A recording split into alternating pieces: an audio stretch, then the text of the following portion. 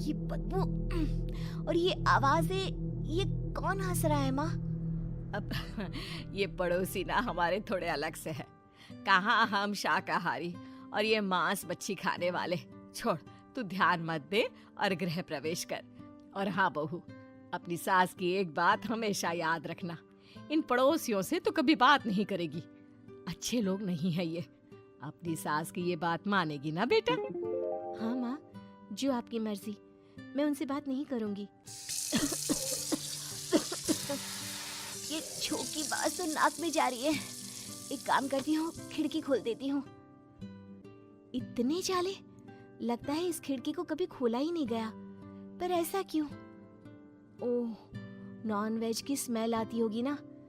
2 minute के लिए खोल लेती हूँ, फिर बंद कर दूंगी। हे भगवान, माँ ने तो इनसे बात करने को मना किया था।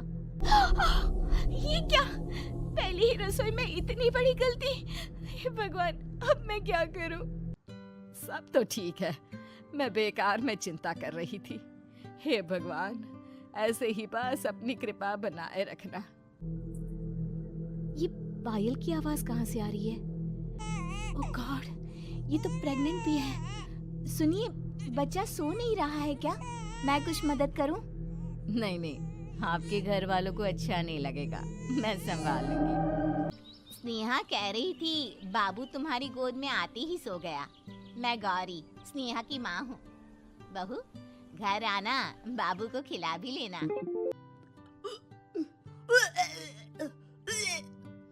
माँ जी, पता नहीं क्यों उल्टी आ रही है।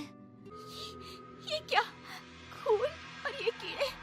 माँ, माँ, ये सब क्या हो रहा है? माँ, तुम ही मुझे लाई ना अपने पेट में। मैं तुम्हारी माँ नहीं हूँ। कौन हो तुम? माँ, देखो मैं जल गई बुरी तरह से। 6 महीने पेट में रहने को भी मुझे नहीं मिला। सहला दो ना माँ। बचाओ, बचाओ, माँ। तू कहीं बगल वाले घर में तो नहीं जाकर आई ना बहू?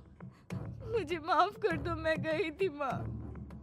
उस घर में सब मरे हुए हैं बहू। कई साल पहले स्नेहा उस घर में बहू बनकर आई थी।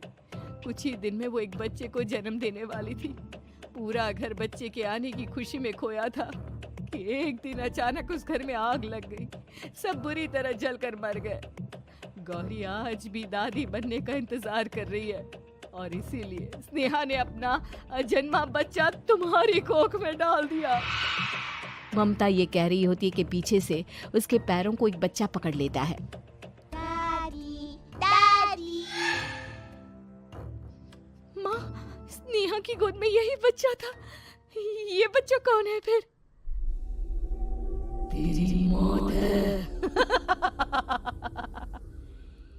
तेरी भी दादी। बहू, संतोष को फोन कर, किसी पंडित जी को बुला बहू। ये तो होना ही था माँ। तेरा पाप तेरे सामने आ गया तो तू सह नहीं पा रही है। स्नेहा घर में आग लगी नहीं थी, माँ ने लगाई थी, प्रॉपर्टी की लालच में। और वो बच्चा मेरी पहली पत्नी का बच्चा है, मेरा बेटा, जो कि उस आग की चपेट का शिकार हो गया था। मैंने तुमसे ये सब माँ के कहने पर छुपाया था। मुझे माफ कर दो प्रिया। तुम अगर चाहो तो यहाँ से जा सकती हो। मैं तुम्हें किसी भी बंधन में रखना नहीं चाहता। मेरी शादी हुई है आपसे, मैं आपको छोड़ नहीं सकती। पर उससे पहले हमें स्नेहा, उसकी माँ और बच्चे की आत्मा की शांति करवानी होगी।